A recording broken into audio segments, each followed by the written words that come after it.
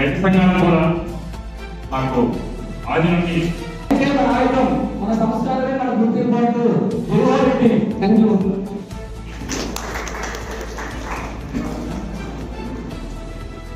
తండ్రి గురువు ప్రేమ మాకెన్నారో మన ఈ దేశంలో విద్యా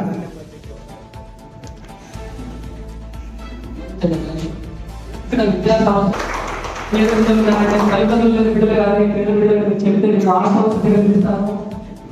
మన ఆంధ్రప్రదేశ్ రాష్ట్రంలో ఎక్కడ విద్య చూపించడానికి ముందున్నారని బిడ్డలు నమస్కారం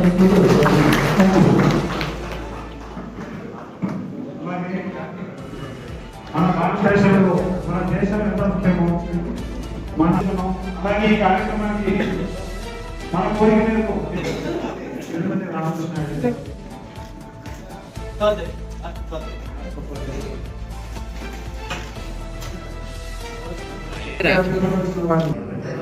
జై రెడ్డి, జై రెడ్డి, రెడ్డి సంఘం జిందాబాద్.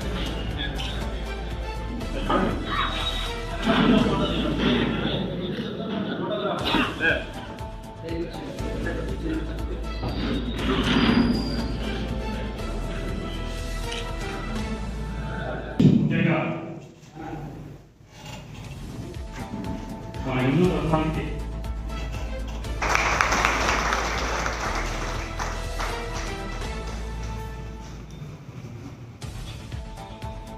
లో 2026 నూతన సంవత్సర క్యాలెండర్ ఈ రోజున నంద్యాలలోని జి పుల్లారెడ్డి భవన్లో నిర్వహించడం జరిగింది. ఈ కార్యక్రమానికి రాష్ట్ర వ్యాప్తంగా అన్ని జిల్లాల నుంచి ఆంధ్రప్రదేశ్ రెడ్డి సంఘం రాష్ట్ర నాయకులు హాజరయ్యారు.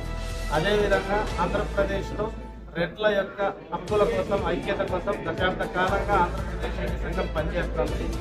ఈ సందర్భంగా ఎంతోమంది సమస్యలు ఉన్నాయి, రెడ్ల సమస్యలు.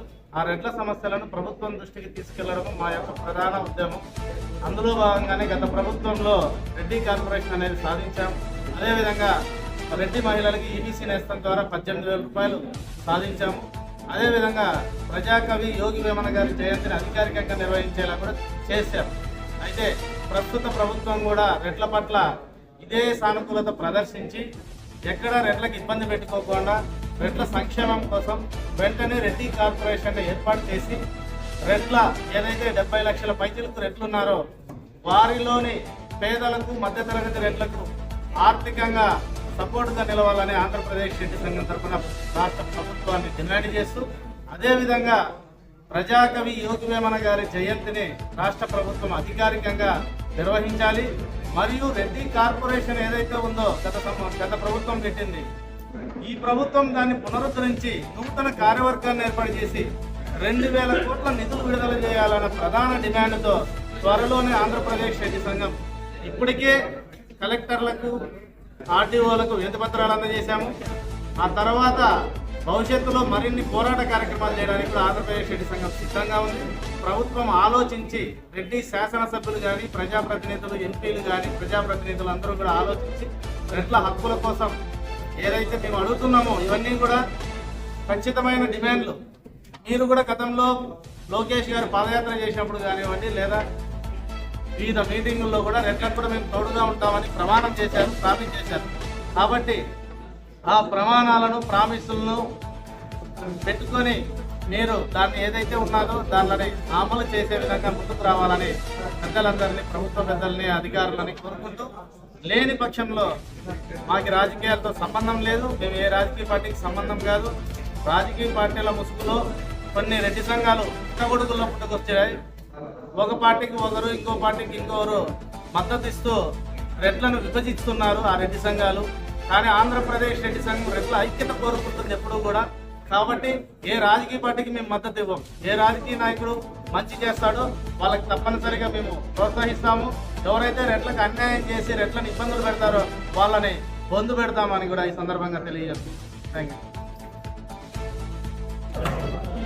నంద్యాల టెక్కిలోని పుల్లారెడ్డి భవన్లో ఆంధ్రప్రదేశ్ రెడ్డి సంఘం నూతన సంవత్సర తెలుగు క్యాలెండర్ని ఆవిష్కరించడానికి ఇనాగ్రేషన్కి ఇక్కడికి చేసినటువంటి ఆంధ్రప్రదేశ్ రెడ్డి సంఘం ప్రతినిధులకు అపూర్వ స్వాగతం పలుకుతూ ఆంధ్రప్రదేశ్ రెడ్డి సంఘంలో ఉన్న కార్యకర్తలు రెడ్డి కులస్తుల సంక్షేమం కోరి వారి యొక్క హక్కులకై ఎప్పుడు నిరంతరం శ్రమిస్తూ పోరాటాలు చేస్తూ ప్రతినిత్యము మన రెడ్ల యొక్క హక్కులను వారి యొక్క బాగోగులను చూసుకుంటూ ముందుకు తీసుకెళ్తున్న ఏకైక సంఘం ఆంధ్రప్రదేశ్ రెడ్డి సంఘం.